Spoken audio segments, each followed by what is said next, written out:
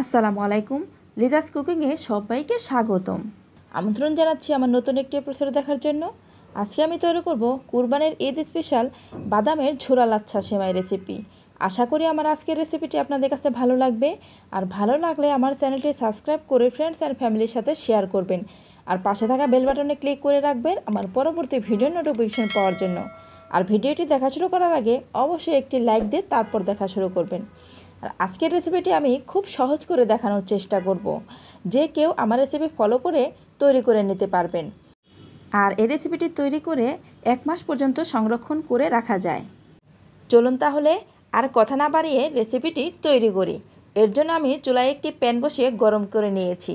দিয়ে দিচ্ছি 2 টেবিল চামচ ঘি। ঘিটা অবশ্যই দিতে হবে, এতে সেমাইয়ের ফ্লেভারটা খুব ভালো আসে। এবার অ্যাড করে দিচ্ছি 1/4 কাপ বাদাম। আর এই বাদামটা দিয়ে বাদামটাকে কিছুক্ষণ ভেজে নিচ্ছি। আমি কিন্তু এখানে কাঁচা বাদাম নিয়েছি। কাঁচা বাদাম নিয়ে এখানে এই বাদামগুলোকে ভেজে নিচ্ছি। আর এই বাদামগুলো ভেজে নেওয়ার সময় চুলার আঁচটা কিন্তু একেবারে লোতে রাখতে হবে, কোনোভাবেই কিন্তু আঁচটা বাড়ানো যাবে না। বাদামগুলো কিন্তু ভেজে নেওয়া হয়ে গেছে। এবার এই বাদামের মধ্যে আমি অ্যাড করে দিচ্ছি 1 টেবিল চামচ পেস্তা বাদাম, অ্যাড করে দিচ্ছি 1 টেবিল চামচ কাঠবাদাম কুচি, এবার অ্যাড করে দিচ্ছি 1 টেবিল চামচ কাজু বাদাম। এবার সবগুলো বাদামই এই ঘিয়ের মধ্যে ভেজে নিচ্ছি। এতে করে বাদামটা খাবার সময় খুব সুন্দর একটা ফ্লেভার পাওয়া যাবে। তো বাদামগুলোকে ভালোভাবে ভেজে নিচ্ছি। আর অবশ্যই কিন্তু চুলার আঁচটা লোতে রাখতে হবে, বাদামগুলো যেন লাল হয়ে না যায়। বাদামগুলো কিন্তু ভেজে নেওয়া হয়ে গেছে। এবার এখানে অ্যাড করে দিচ্ছি 1 টেবিল চামচ কিশমিশ। আর কিশমিশটা দিয়ে বেশি ভাজা যাবে না, খুব অল্প সময় ভেজে নিতে হবে। কিশমিশটা দেওয়ার পর যখন কিশমিশগুলো একটু ফুলে উঠবে তখনই বুঝতে হবে কিশমিশটা ভাজা হয়ে গেছে। কিশমিশগুলো কিন্তু ভেজে পুড়িয়ে ফেলা যাবে না। ফ্রেন্ডস, আপনারা একটু ভালো করে লক্ষ্য করে দেখুন, কিশমিশগুলো যখন এরকম ফুলে উঠবে তখনই বুঝতে হবে ভাজা হয়ে গেছে। এবার এই কিশমিশগুলো আর বাদামগুলো ঘি থেকে তুলে নিচ্ছি। বাদাম আর কিশমিশগুলোকে তুলে একটা সাইডে রেখে দিচ্ছি। এবার এই ঘিয়ের মধ্যে অ্যাড করে দিচ্ছি একটি তেজপাতা মাঝখান থেকে চিড়ে, 2 টুকরো দারুচিনি, 2টি এলাচ। বেশি মশলা দেওয়ার কোনো প্রয়োজন নেই, এতটুকুই যথেষ্ট। এবার এই মশলাগুলোকে একটু ভেজে নিচ্ছি।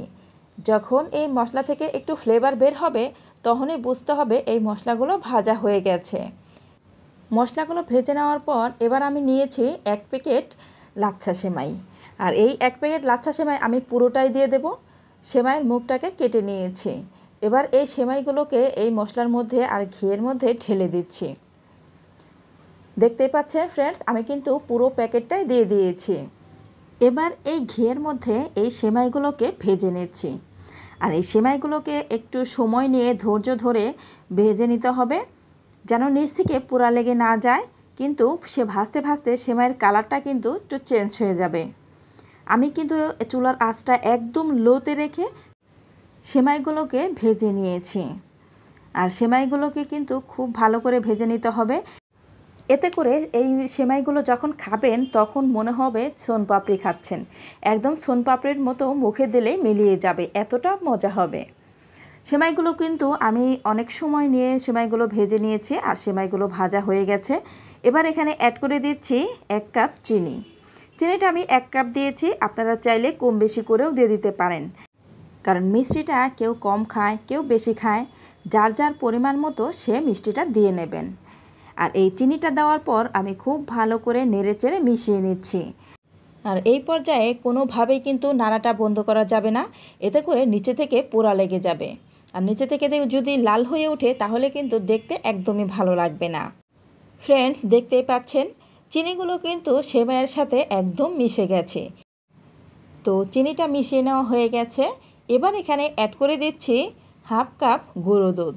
আর এই গুঁড়ো দুধটা কিন্তু অবশ্যই দিতে হবে, সেমাই বলে কথা, সেমাইয়ের সাথে গুঁড়ো দুধ না হলে চলে। আর তাই গুঁড়ো দুধটা কেউ স্কিপ করবেন না, অবশ্যই গুঁড়ো দুধটা দিয়ে দেবেন। এবার গুঁড়ো দুধটা দিয়েও আমি খুব ভালো করে মিশিয়ে নিচ্ছি। তো যারা এ পর্যন্ত আমার ভিডিওটি দেখছেন অথচ লাইক দেন নাই, তারা প্লিজ আমার ভিডিওতে একটি লাইক দিয়ে দিবেন।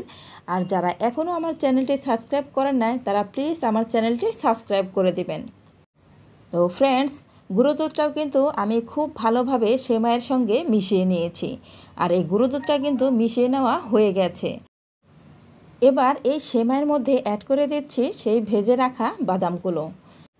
ফ্রেন্ডস, এখানে কিন্তু আমি সবগুলো বাদাম দিয়ে দেইনি, কিছুটা বাদাম আমি রেখে দিয়েছি ডেকোরেশন করার জন্য, আর বাকি বাদামগুলো আমি এখানে দিয়ে দিয়েছি। আর বাদামগুলো দিয়ে খুব ভালো করে মিশিয়ে নিচ্ছি। তো বাদামগুলো দেওয়ার পরও আমি 5 মিনিট ভালো করে ভেজে নিচ্ছি। সামনে কুরবানির ঈদ, আর এই কুরবানির ঈদে আমরা একঘেয়েমি দুধে ভেজানো লাচ্ছা সেমাই না রান্না করে আমরা কিন্তু এইভাবে সেমাই রান্না করে একটি আইটেম তৈরি করে নিতে পারি। আর এটা কিন্তু একটি বাড়তি আইটেম হয়ে গেল। আর এইভাবে সেমাই রান্না করলে এটা কিন্তু খেতে ভীষণ ভালো লাগে। আর বাসার সবাই দেখবেন এই রেসিপিটা ভীষণ পছন্দ করবে। এটা কিন্তু একদম নতুন একটি আইটেম। একবার হলেও ট্রাই করে দেখবেন, আমার বিশ্বাস আপনাদের বাসার সবাই ভীষণ পছন্দ করবে। বাসায় যদি হঠাৎ করে মেহমান চলে আসে আর ঘরে যদি কোনো লিকুইড দুধ না থাকে, তাহলে কিন্তু চট করে আপনারা এভাবে লাচ্ছা সেমাই তৈরি করে মেহমানদের আপ্যায়ন করতে পারেন। আমার বিশ্বাস মেহমানরা সবাই এই রেসিপিটি ভীষণ পছন্দ করবে। আর প্রথম থেকে শেষ পর্যন্ত অবশ্যই এই সেমাইটা কিন্তু একদম লো আঁচে রান্না করতে হবে, তাহলে কিন্তু এই সেমাইটা দেখতেও যেমন সুন্দর হবে আর খেতেও মাশাআল্লাহ ভীষণ ভালো লাগবে।